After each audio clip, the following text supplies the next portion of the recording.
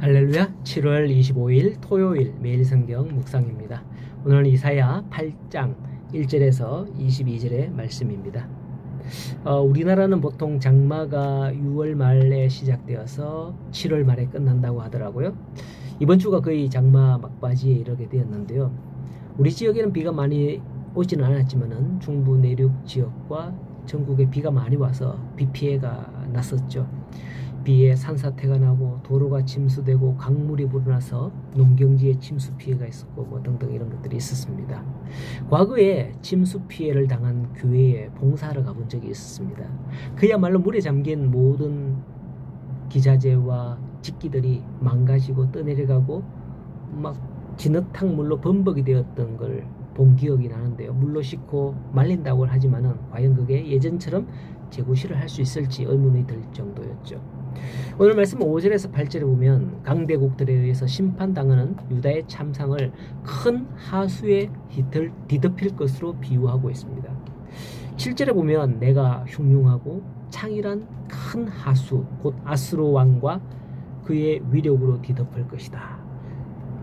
그 모든 골짜기에 차고 모든 언덕에 넘쳐 흘러 유다에 들어와 가득하여 목에까지 미치리라 합니다. 큰 비로 인해서 홍수를 당해보지 않은 사람은 이게 뭐지 잘 모릅니다. 사실은 이게 뭔지 이런 현상이 어떤 현상인지 잘 몰라요. 제가 초등학교 2학년 때인가 아마 그때에 큰 태풍이 우리나라에 들어온 것 같아요. 제가 그때까지 산아래 과수원집에 살았거든요. 태풍에 내린 비로 인해서 하천물이 급격하게 불어나서 집에서 나가는 길이 온통 다 끊어져 버렸습니다. 물이 콸콸콸콸 나요. 초등학생이 그거 걸어가다가 물에 빠지면 떠내려갈 거잖아요. 그죠? 그래서 어째요? 학교를 못 갔거든. 집에 놀았거든. 하루 종일. 그런데 다음날 학교 가서 선생님한테 맞았습니다. 왜 그런 줄 아세요? 무단결석했다고. 요즘처럼 휴대폰으로 전화로 사진 찍거나 보내고 전화하고 이렇게 하면 되지만은 그때는 그런 게 없었거든요. 그냥 연락도 없이 안 가니까 전화도 안 되는데 어떻게 연락을 해요? 아니 도로교통이 발달한 시내에 사는 선생님은 그런 상황을 전혀 모르는 거예요. 태풍이 와서 비가 많이 와갖고 도로가 끊어지고 이런 상황을 모르는 것 같더라고요. 맞았어요. 때리니까. 어쩔 수 없죠. 옛날에 우리 많이 맞았거든. 자, 오늘 말씀에 오죽 답답하시면 하나님께서는 1절에 이사야에게 큰 스판을 가지고 그 위에 통용 문자로 마헬 살렐 하스바스라고 쓰라 라고 합니다. 이게 무슨 뜻이냐? 4절에 아들을 낳았는데 그 이름을 마헬 살렐 하스바스라고 하는 건데 그 뜻은 아이가 엄마 아빠라고 하기 전에 다메섹의 제물과 사마리아의 도량물로 아수르 왕 앞에 옮겨질 것이다 라는 뜻이죠. 압박하는 게 언제쯤 할까요? 태어나서 한 돌 되기 전에 하잖아요. 그죠? 네, 그렇게 된다는 거예요. 이 징조는 연합으로 유다를 침공했던 아람과 북이스라엘이 급속히 망하게 된다는 거죠. 북이스라엘은 아람과 평생 원수였는데 그들이 손을 잡고 남유다를 침공한 거죠. 손을 잡은 이유가 신흥강국으로 일어서고 있는 그 아수르를 견제하기 위함이었지만 하나님께서는 연합하여 남유다를 그들이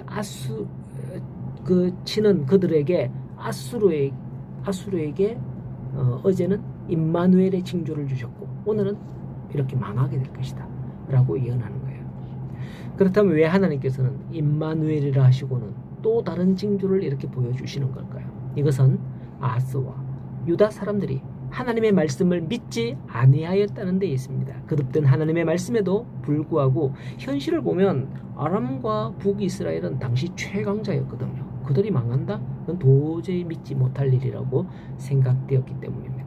만일 현재의 미국이 곧 망할 것이다 누가 예언한다면 누가 그걸 믿겠습니까? 미국은 전 세계 최강의 군사력을 가진 나라인데 어떻게 망하겠냐는 거죠. 이 같은 논리로 남유다는 아람과 북이스라엘에 대해 정말 하나님의 말씀처럼 망하게 될 것이라는 걸 믿지 못했던 거죠. 그럼에도 불구하고 하나님은 그들에게 마헬살렐 하스바스의 징조를 주시는 겁니다. 곧 그렇게 될 거다라는 거죠. 아빠 엄마라고 하기 전에. 이러한 사실은 자기 백성을 향한 하나님의 사랑이 변치 않으심을 말해줍니다. 하나님은 자기 백성들이 그릇된 길 가기를 고집하고 돌이키길 거부하여도 그들을 포기하지 않으신다는 것을 보여주는 거죠. 결국 하나님은 이렇게 말씀하죠. 6절에 이 백성이 천천히 흐르는 실로와 물을 버리고 르신과 르말리아의 아들을 기뻐하느니라 하죠. 이 말은 외세를 물리치기 위해 또 다른 세력과 손을 잡는 남유다의 모습을 말씀하는 겁니다. 이로 말미암아 하나님께서는 그들에게 흉흉하고 창일한 큰 하수와 같은 아수르 왕으로 그들을 덮을 것이다.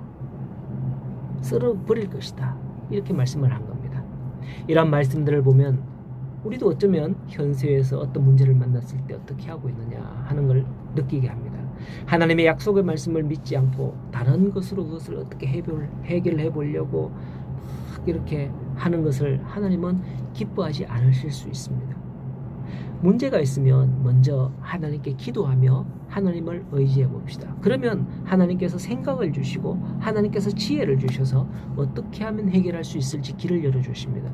그렇지 않고 생각부터 하고 머리부터 굴리고 이렇게 해서는 안 된다는 거죠. 이 두 해결의 길이 비슷한 것 같지만 분명히 다르다는 걸 알아야 돼요. 그 일 때문에 먼저 하나님을 찾느냐 아니면 다른 데서 먼저 찾느냐, 이게 다르다는 거예요.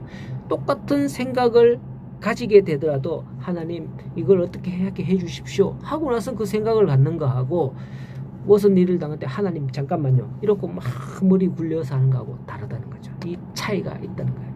오늘도 믿음의 사람으로 살아가기를 소원합니다. 하나님을 먼저 찾는 사람, 하나님의 말씀하시면 그리로 나아가겠습니다. 기도하면서 주의 뜻을 구하는 우리 성도님들 다 되시기를 간절히 소원하고 축복합니다.